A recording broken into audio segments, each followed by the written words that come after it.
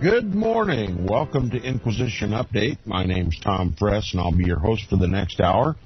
If you were with us yesterday, you know that by the end of the broadcast, we had begun the reading and discussion of Chapter 67 of this book, Codeword Barbelon, the second book of the series.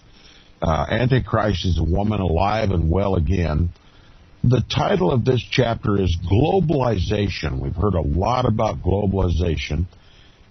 Globalization, the universal destination of goods, the Pope's route to global domination. The Pope has declared himself the universal God of this world, the universal Robin Hood. The earth is mine and the fullness thereof, and he dictates to us and to the kings of the earth that we're going to have a universal redistribution of the world's wealth, all of its natural resources, all of its financial resources, all of its material resources. That's right. You can own your house in theory. You can have a deed and a title to your property, but that does not preclude the use of that property strictly to you. In other words, all property is for the common good, for everyone's use. Okay, having connection problems again today. We'll start over and see if how much we missed here. The title of this chapter, 67, is Globalization, the Universal Destination of Goods, the Pope's Route to Global Domination. The papacy, is, as described in this book through his own encyclicals, has declared himself the world's Robin Hood. The papacy believes that the earth is his and the fullness thereof, and he may do with this earth and its goods and its people and its money, its resources, natural resources, financial resources, material goods. He may do with any of it as he sees fit. And right now the command of the papacy, as defined by his own encyclicals, is we're going to have a global redistribution of the earth's wealth, its resources, its money, its material goods. And as we're going to discover in this chapter, you may own your property, you may possess a deed, but you do not have ultimate control of your property, and that real property is for the common good. And if someone has need, you must give. Okay, that's called theft in the Bible. But the Pope doesn't call it that. He calls it charity. Now we're going to begin where we started yesterday at the beginning of the chapter, backing up a few paragraphs for continuity this morning so as not to be lost. It says, for quite some time now, various popes have been crowing about the redistribution of wealth. The present Pope, Benedict XVI, and the Vatican's doctrines teach that private property is not personal as such, but belongs to all people, writes former Catholic priest Richard Bennett. And if you're a regular listener to Inquisition Update, you know that I've had Richard Bennett on the program. I've also done a reading and discussion of his work called The Pope's Plan on Organizing, is the abbreviated title, where Richard Bennett, the former Irish Roman Catholic priest, dissects and explains and interprets the papal encyclical by Pope Benedict XVI entitled Caritas in Veritate, or Charity in Truth for those who don't speak Latin, clearly describing the Pope as the global Robin Hood, forcibly, by papal decree, redistributing the world's wealth. Now, the author continues, he says, like socialism and its more raw manifestation, communism, that is, Marxism, the Roman Catholic Church's teaching on social justice promises us all a, quote, decent minimum through a redistribution of wealth, unquote. Those are just clandestine terms to describe what the Pope and the governments of the world are doing, is just redistributing the goods of this world at the Pope's behest, following these papal encyclicals with the premise that the earth is the Pope's and the fullness thereof. Now, if you think that sounds outrageous, all you have to do is read these papal encyclicals for yourself. Read them with understanding. Understanding Pope speak so that you can interpret the true meaning of these encyclicals, as does Richard Bennett. Now it says, yet the Roman Catholic Church and her vocal protagonists have been denying that redistribution of wealth is Marxist.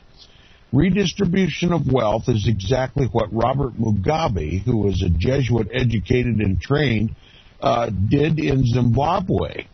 We see the Roman Catholic Church, true to her base instincts, which she knows that the redistribution of wealth will appeal to the instincts of human greed. In other words, if the Pope stands up and says we're going to take from the rich Protestant nations and we're going to give to the poor pagan nations of the world, obviously the most numerous segment of world population is the poor. Well, who's going to argue with that, right? The Pope's automatically in the majority. And he's going to appeal. In other words, he's going to whet the greed that is instinctive in every unregenerate man. And this is what the papacy is the most adept at, is appealing to the basest instincts of the human being. Like, as for instance, her trafficking in pornography, her trafficking in drugs and weapons, and her trafficking in warfare. Likewise, the Pope appeals to the human fallen instinct of greed, offering to redistribute the world's wealth. And that automatically puts the Pope in the majority. And it says the Roman Catholic Church, you see, always appeals to the baser instincts of mankind. Reader, Roman Catholic social justice is pure communism, or shall I say fascism, taking from those who have more to give to those who have less. John W. Robbins comments, quote, under fascism, property owners may keep their property titles and deeds, but the use of their property is, as Pope Leo XIII wrote, quote-unquote, common. Fascism is a form of socialism that retains the forms and trappings of capitalism, but not its substance. Under fascism, property titles and deeds are intact, but the institution of private property as we know it has disappeared. And I add the words as we know it. Our concept of private property is that it is yours, no one else's. No one can take it from you without committing a theft. And you may use your property as you please without consulting anyone. That is no longer the definition of private property as the Vatican views it, as the biblical Antichrist views it. Now, the author continues, he said, government regulations and mandates have replaced private property. For this distinction between legal ownership and actual use, the fascists owe a debt to the Roman Catholic Church. So it is the Roman Catholic Church who fashioned fascism and redefined what private property really means. Now, beginning where we left off yesterday, it says, as Pope Benedict XVI said in his Marxist encyclical entitled Caritas in Veritate, which means charity and truth, or as the author says, love in truth, quote, more economically developed nations should do all they can to allocate larger portions of their gross domestic product to development aid, thus respecting the obligations that the international community has undertaken in this regard, unquote, which is just another way of uttering that old communist slogan, quote, from each according to his ability, to each according to his need, unquote. Did you know the papacy is the biggest communist on the planet? And we were all convinced the Roman Catholic Church was at war with the godless communism. Now, but all this does, says the author, is reduce the wealthier, those who have wealth, to the level of the poorer. And the history of communism provides ample evidence of where that leads and the danger it presents. But the popes do not believe or even practice what they preach. Let me explain. The Roman Catholic Church is not only the longest surviving human organization on the planet, but the wealthiest as well. It is the biggest real estate owner in the world, with millions of hectares of land and millions of buildings. It has gold, silver, pearls, and precious stones in abundance. When did the Roman Catholic Church ever redistribute its wealth? In fact, whenever governments have confiscated the Roman Catholic Church's property for the general society, she's always been up in arms and would rise up in revolution against and to overthrow those governments. In 1856, the Mexican government instituted a major reform, passing legislation to dispossess the Roman Catholic Church of some of its wealth. Quote, the extensive ecclesiastical holdings of urban and rural real estate and capital were nationalized and redistributed, unquote. In other words, the Roman Catholic Church at one time owned so much of Mexico and siphoned off so much of its gross domestic product that Mexico was starving to death, and the government rose up and just took back the land and redistributed it to the people so that the wealth could remain within Mexico and support the people. And the Roman Catholic Church rose up revolution after revolution to overthrow that government.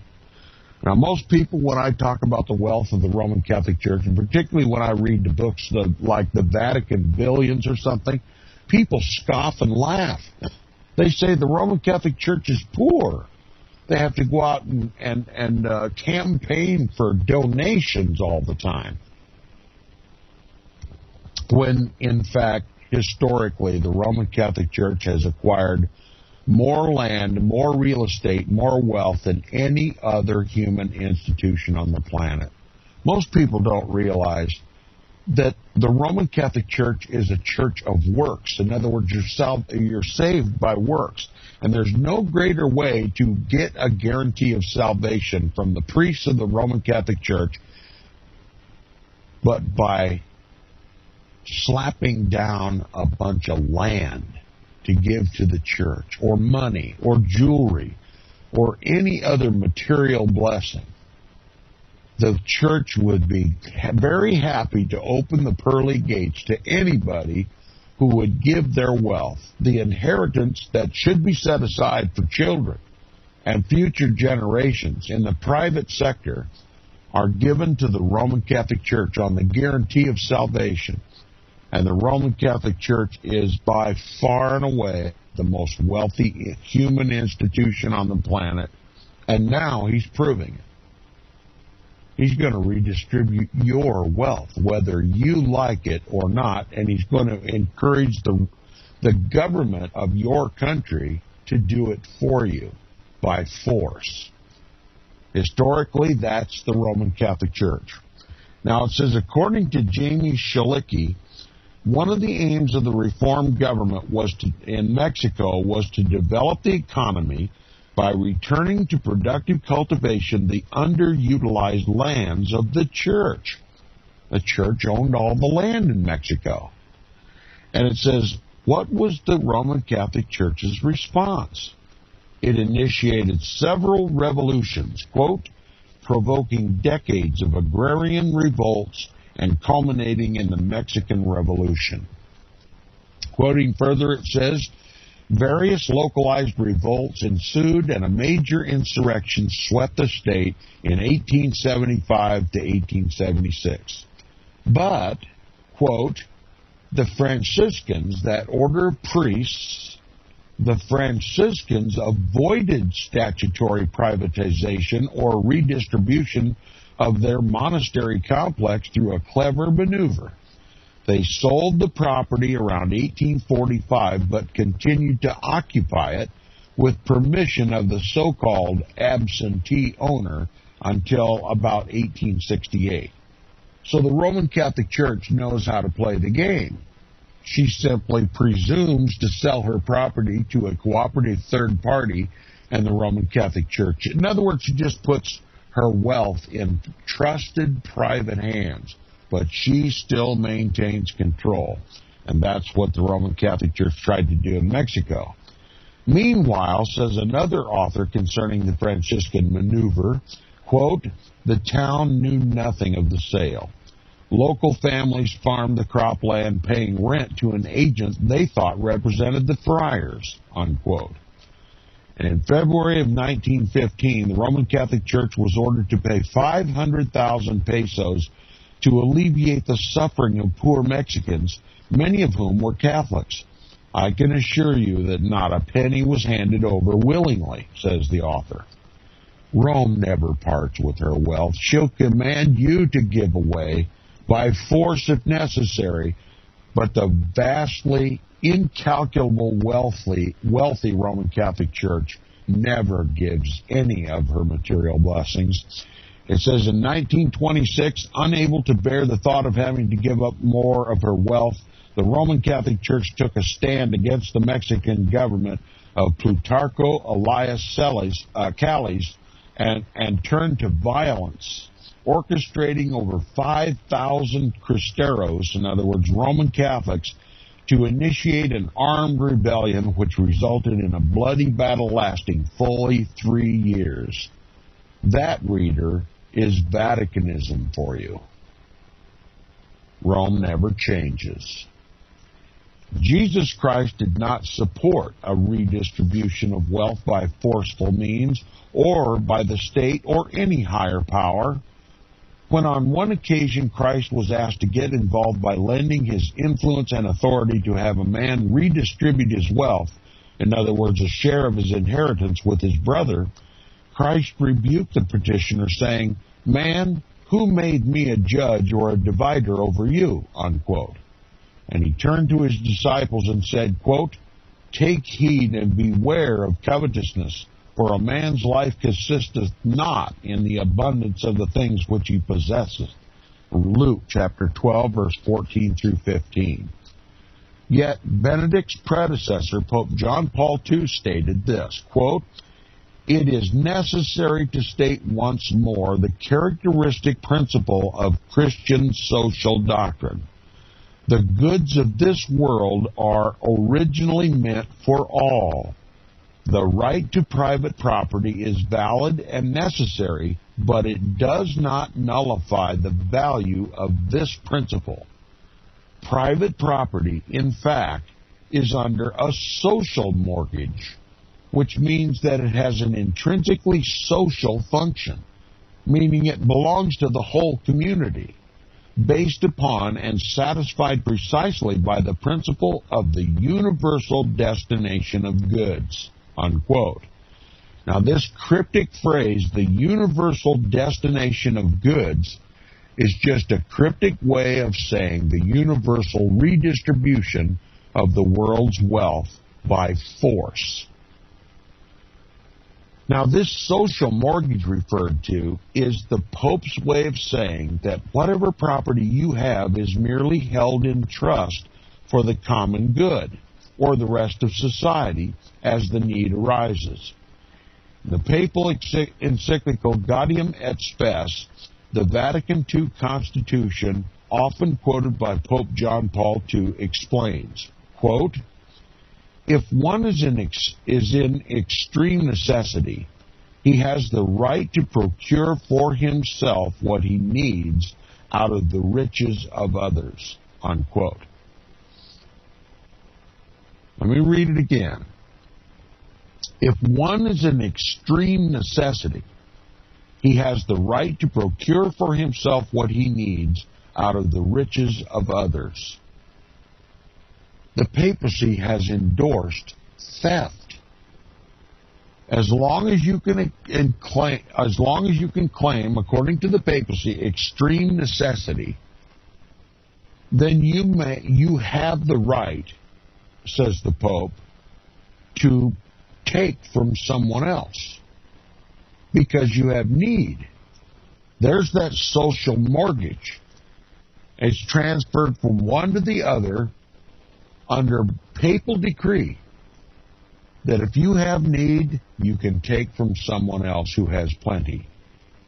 If that's not Marxism, if that's not theft, I don't know what is. The author continues, he says, therefore, because private property is immoral, according to the papacy, all men, individuals, and governments have the moral obligation to redistribute goods held unjustly by property owners, unquote. This is a quote from John Paul II. It's written in Gaudium et Spes, page 30. And it says, therefore, because private property is immoral, all men, individuals, and governments have the moral obligation to redistribute goods held unjustly by property owners. Pope John Paul II declared that all men must have, quote, access to those goods which are intended for common use, both the goods of nature and of manufactured goods, unquote. That's right. If we have a glut of underground oil in this country, we have an obligation to give it to the papacy so he can give it to whomever he pleases. In other words, God cannot bless a nation anymore. The papacy gets to bless the nations. He gets to take from the rich and give to the poor. As the replacement of the Son of God, what would you expect, right? Now, like communism, so too Catholicism undermines the foundations of the institutions of every democratic society. Even the New York Post reported that Pope John Paul II was teaching communism. Quote, there were curious echoes of Karl Marx's arraignment of the 19th century capitalism. Marxism deals with a redistribution of the world economic order. Marxism deals with a redistribution of wealth. Private enterprise is out, says Marxism. Quote, let Big Brother take care of everything for you, and your liberties go out the window. And that's exactly what's happening in this country, and it is the papacy that is doing it. We're losing our liberties. Big Brother is the Pope of Rome, and he controls the governments of the earth, and they are cooperating with him to redistribute the wealth of this world. And what nation is going to suffer more than any? The richest one, the Protestant one, the United States of America. If further proof is required to show that Roman Catholic social teaching is the same as communism, read what the World Marxist Review of 1979 says about wealth. There is, quote, the need for an entirely new approach to international economic problems and a large-scale redistribution of wealth and income, unquote. That's from page 5 and 7. Reader, this is Marxism in the postmodern age. The Roman Catholic Church teaches, quote, it is lawful for man to own his own things, but if the question be asked, how ought man to use his possessions, the Roman Catholic Church replies without hesitation, Man ought not regard external goods as his own, but as common, so that, in fact, a person should readily share them when he sees others in need, unquote. That is a quote from Pope Leo XIII in his encyclical Rerum Novarum, number 22.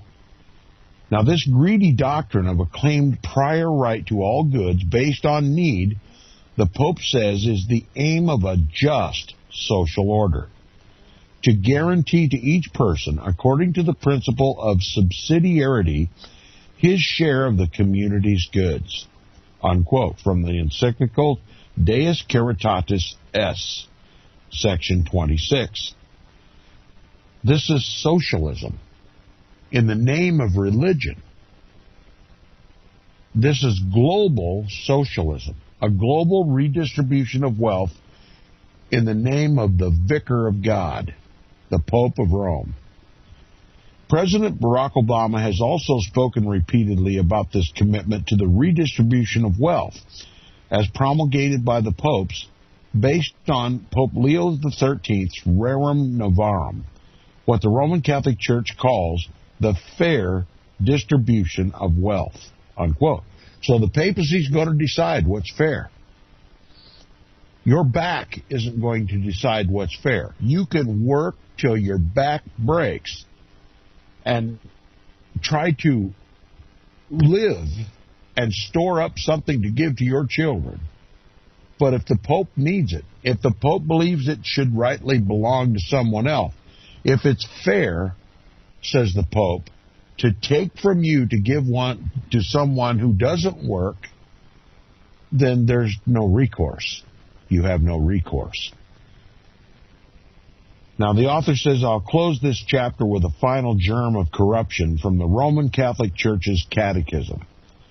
This manual of the Catholic Church states expressly that the Church does not consider that an act of theft is committed, quote, if consent, that is, consent of the owner, is presumed, or if refusal is contrary to reason, unquote.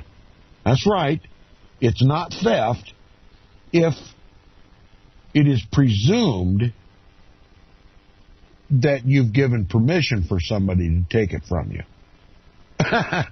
If you're lying in your bed at night and somebody slips up behind the house in the dark and decides to take your car, it's not theft if the thief presumes you have given him permission to take your car. That's the logic of Antichrist. They call theft charity. That's right, they call light for dark and darkness for light. They claim good is bad and bad is good. They claim black is white and white is black.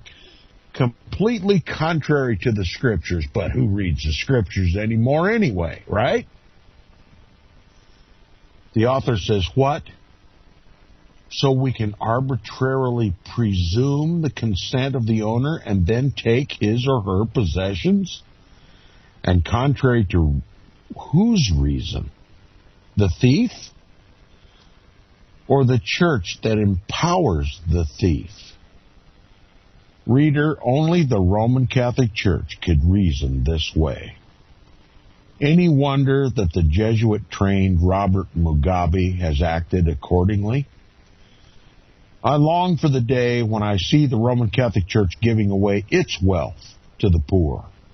I long for the day when, as the professed vicar of Jesus Christ on earth, the Pope would put into practice the words of the Lord himself in his testing of the greed of the rich young man.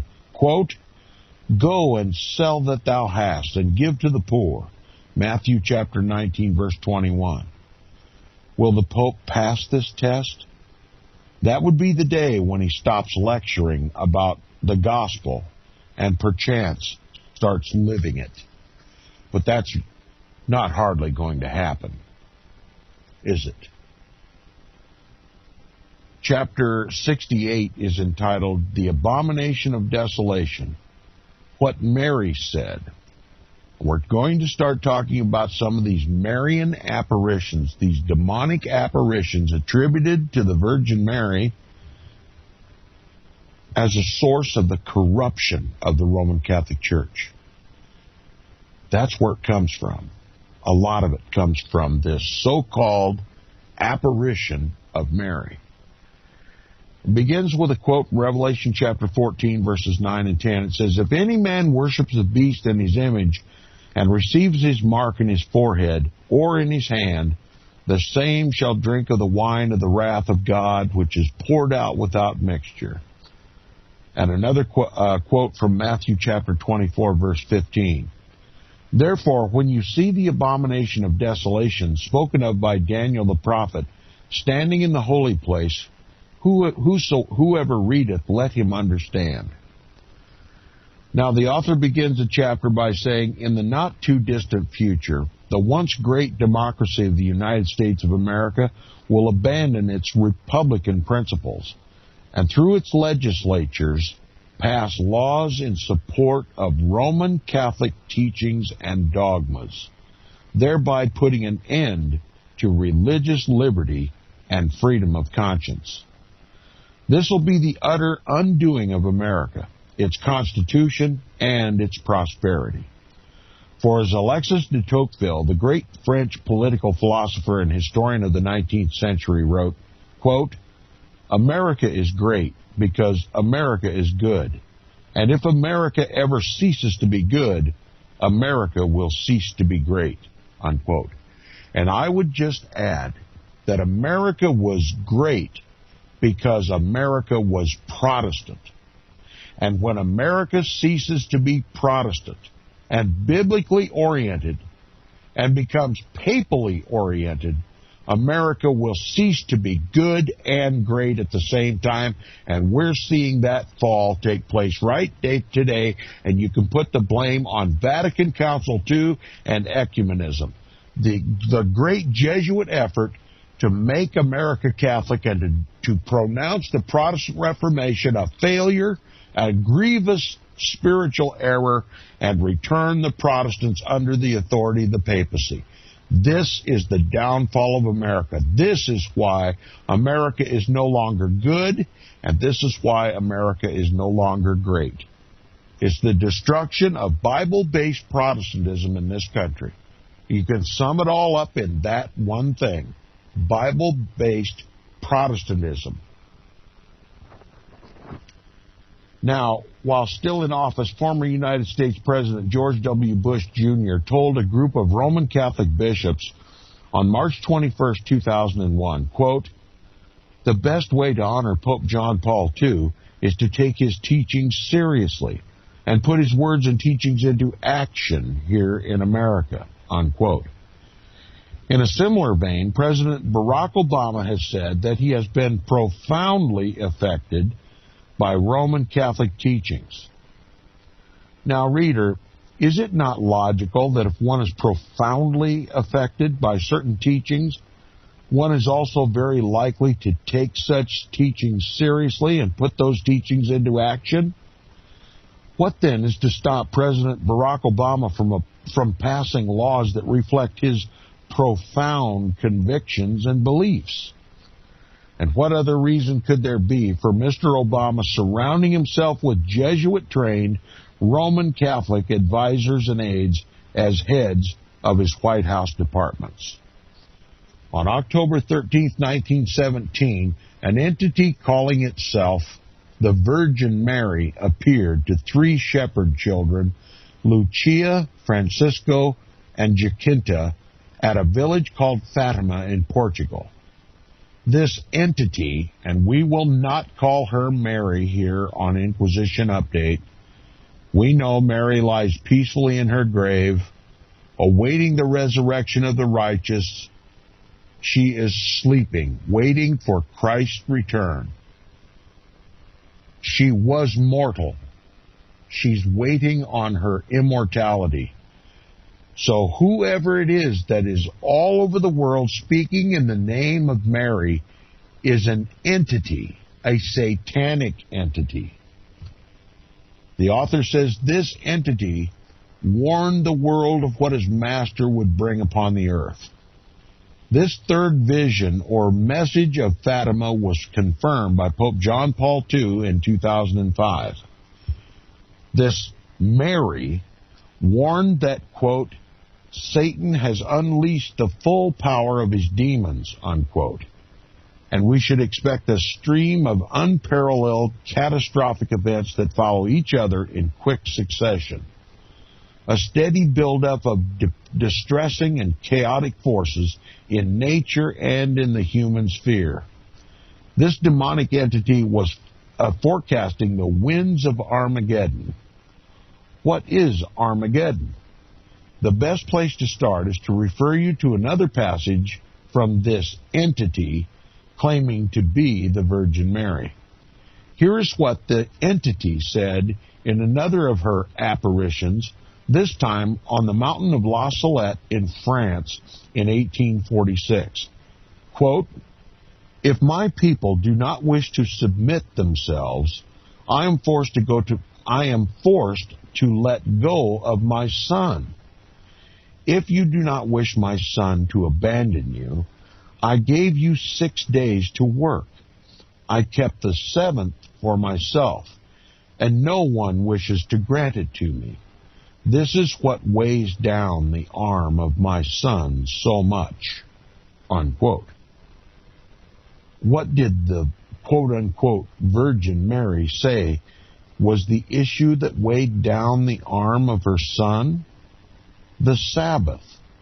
According to this entity called Mary, this would be the issue over which the final and decisive confrontation between God and Satan will be fought. Reader, this is profound. Let it sink in. Let your cognitive senses grapple with this statement for a moment. Read what Mary said in this said is the root cause of the present and future chaos that is about to erupt on the world. Listen. She said, this is a place where we see many root causes of our problems. It is the commandment of keeping the Sabbath holy. In the Old Testament, not honoring this day was only one of several sins punishable by death. There is widespread abuse of the Sabbath all throughout the Christian culture concerning the Sabbath. And thus our problems have become so large we no longer even know where to start to find the solution to our ills. God's intention for the Sabbath was a day of rest, honoring God through worship, conversation, teaching, and praise. Today, if someone even bothers to go to church at all, Sunday will be, and still is, an endless litany of recreation, television, athletic events, shopping, and errands. And because of this, the people have lost a sense of goodness, unquote. It's all about Sabbath. We must have Sunday, or these calamities are going to continue. It says, notice the references to punishable by death, and the Sabbath, and Sunday, and the standard. According to Mary, whose message has been approved by the Vatican, it is the violation of the Sunday Sabbath that is the issue, or the root cause of all the chaos and the problems of our world today. And it is this that will bring down God's wrath upon mankind. But note, Mary refers to Sunday as the Sabbath and says that in the Old Testament, breaking Sunday was punishable by death. You won't find that in any Bible, not in any King James Bible. Now, this message cannot be from God, as it is based on a number of false premises and a deception. Firstly, the Sabbath mentioned by Mary is Sunday, not the seventh day. Secondly, Mary says that in the Old Testament, not honoring this day, that is, Sunday, was punishable by death. Every good Bible student knows that Sunday was never kept or honored by the Jews or any of the Israelites in the Old Testament. And in fact, Sunday was not observed by Christians until the late part of the 3rd century, when it was enforced on Christendom by Pope Sylvester, aided and abetted by the Roman Emperor Constantine. Let me just interject by adding, Rome doesn't even deny this. Now, thirdly, and herein is the deception, Mary is dead and cannot see, hear, speak, or think. See Ecclesiastes chapter 9 and verse 5. Clearly, whoever this quote-unquote Mary is, she is not a messenger from God, as she speaks with a lying tongue. But why would this entity, purporting to be Mary, seek to connect the failure to observe Sunday worship with future worldwide calamities? The final abomination that leads to desolation.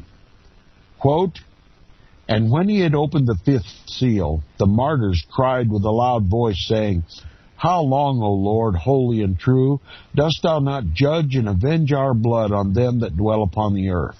Unquote.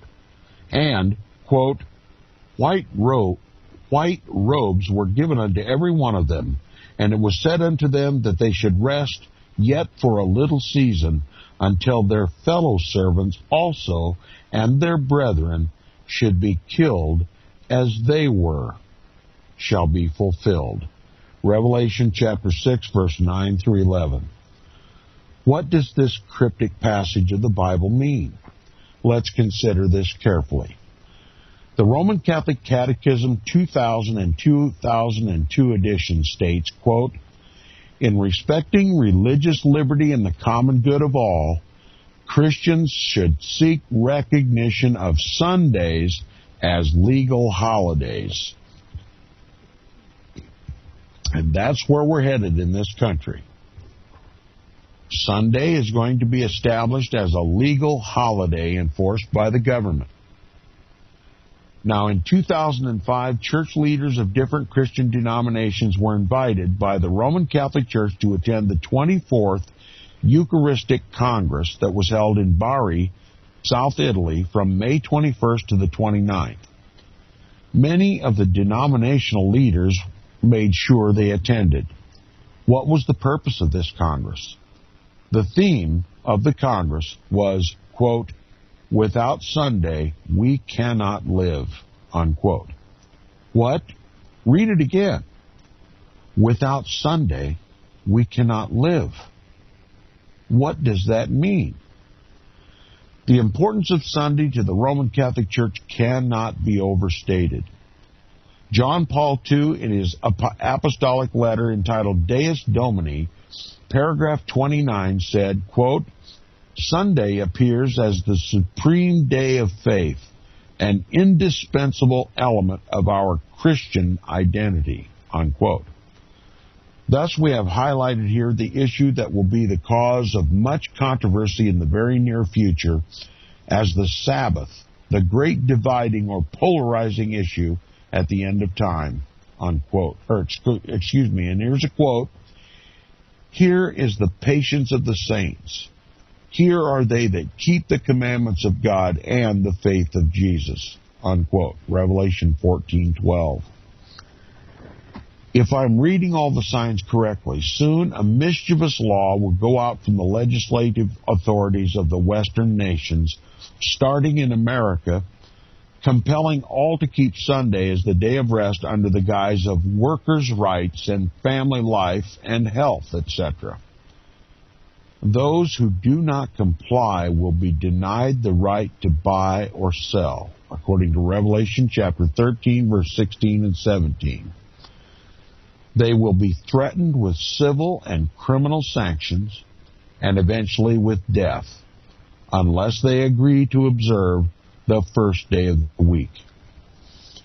Property, money, and all they possess will be forcibly taken from them and given to others, as Sunday violators will be considered as acting contrary to reason and against the common good. But, says the psalmist, speaking prophetically, "Shall the throne of iniquity have fellowship with thee, which frameth mischief by a law. They gather themselves together against the soul of righteousness and condemn the innocent blood. Psalm 94, verse 20 and 21. The throne of iniquity referred to here is the place where the mystery of iniquity sits. See 2 Thessalonians 2:7, which seat we have copiously proven is that of the papacy. And that law of mischief, will be the Sunday law. It is on this spiritual battlefield, what the Bible calls Armageddon, the great battle of God Almighty, in Revelation chapter 16, verse 14 and 16, that the last great conflict between truth and error, right and wrong, between good and evil, pagan traditions and the law of Jehovah will be fought. I recently read the following statement, which initially seemed somewhat bizarre, but on reading what Mary said above and what the United States Supreme Court decided in 1961, I was made to think again. Quote, listen to this. Protestants will throw their whole influence and strength on the side of the papacy. Enforcing the false Sabbath, they will give life and vigor to the corrupt faith of Rome, reviving her tyranny and oppression of conscience. When I discovered the above-mentioned book and this statement about Protestants giving life to the image of the papacy, that is the Antichrist system of Revelation 13, 14, and 17, I was greatly disturbed, says the author. Here are some other statements by this same author, whose writings I made use of in my research for this chapter. Ellen G. White first states that there will be calamities by land and sea, presumably by air also. Next, she says, in accidents and calamities by sea and by land, in great conflagrations, in fierce tornadoes and terrific hailstorms, in tempests, floods, cyclones, tidal waves, and earthquakes, in every place and in 1,000 forms, these visitations or disasters are to become more and more frequent and disastrous, unquote. She then says, men in responsible positions, and you can imagine that's politicians and popes and priests, will not only ignore and despise the Saturday Sabbath themselves, but will urge upon the people the observance of the first day of the week, pleading tradition and custom in behalf of this man-made institution. They will point to calamities on the land and the sea, to the storms of wind and the floods, the earthquakes and the destruction by fire as judgments indicating God's displeasure because Sunday is not sacredly observed. The following struck me even more forcefully. Quote, it will be declared by Romanists and Protestants alike that men are offending God by the violation of the Sunday Sabbath. That is, sin has brought calamities which will not cease until Sunday observance shall be strictly enforced, and that those who present the claims of the fourth commandment, thus destroying reverence for Sunday, are troublers of the people, preventing their restoration to divine favor and temporal prosperity, unquote. And that's what I see as the future for true Bible-believing Christians who will not yield to Rome's global imposition of a Sunday law. God's people are about to be sacrificed again. And who will it be this time who will light the auto de fe fires? Those who once called themselves Protestants have become ecumenical and have forsaken the Word of God and have gotten in bed with the whore of Rome and will now do her bidding as though they are doing God's justice. We'll see you tomorrow on Inquisition Update.